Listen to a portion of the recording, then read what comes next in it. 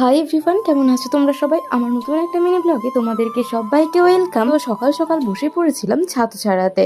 তোমাদেরও তো মনে হচ্ছে এটা কি ছাতু না ছাতু, কি হবে না হবে। তো চলো ভিডিওটা কন্টিনিউ দেখতে থাকো। এরকম ছাতু বিশেষত আমাদের ওখানে পাওয়া যায় না, বা পাওয়া গেলেও হয়তো জানি না। তো যাই হোক, মেসদির বাড়িতে এসেই প্রথম ছাতু তৈরি করার প্রসেসটা জেনেছিলাম।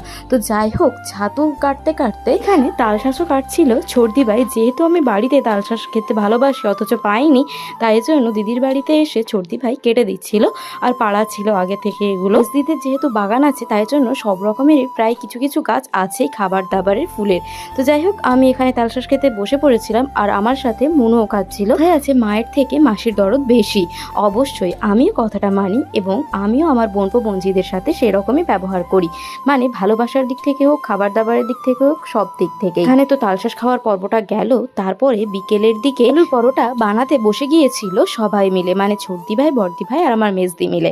তো আমিও তাদের সাথে ভিডিওই করছিলাম বসে বসে। আমি কিছু করিনি, আমি বসে বসে ভিডিওই করছিলাম। মেজদির বাড়িতে এসেছি তো, এখানে যাই কিছু হচ্ছে সবাই আমাকে বলছে তুই শুধু ভিডিও করে যা, তোকে কিচ্ছু করতে হবে না, তুই শুধু ভিডিও করে যা। এটা দেখে আমার ভীষণই সত্যিই ভালো লাগছে। ভিডিও করার আগ্রহটা আরোই বেড়ে যাচ্ছে যত সবাই আমাকে বলছে ভিডিও করার কথা। যাই হোক, এখানে আলুর পরোটা মাখানো হয়ে গিয়েছিল। এবার বর্দি ভাই বেলতে শুরু করে দিয়েছিল, আর ছর্দি ভাই ভাজতেও শুরু করে দিয়েছিল। তাই জন্য আমিও ভিডিও করতে চলে গিয়েছিলাম। আমার যা কাজের আলুর পরোটাটাও সত্যি সুন্দর হবে সেটা আমি দেখেই বুঝতে পারছি।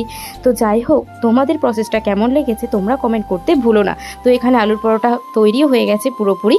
তো আজকের ভিডিওটা এতটা পর্যন্তই। দেখা হচ্ছে নেক্সট কোনো অন্য ভিডিওতে। ততক্ষণে তোমরা ভালো থেকো, সুস্থ থেকো। তো টাটা সবাইকে, আর সবাই বানিয়ে দেখো এই আলুর পরোটাটা। একটা কথাই বলতে ভুলে গিয়েছিলাম, আমি যেভাবে আলুর পরোটাটা বানিয়েছিলাম এখানে একটু অন্যরকম ভাবে বানিয়েছিল। আমি যেহেতু আলু ভাতেটাকে মানে পুরের মতো করে ব্যবহার করেছিলাম, এখানে আলু সেদ্ধটাকে আরেকটু ভেজে নিয়েছিল, সেইভাবে বানিয়েছিল। তো তোমরাও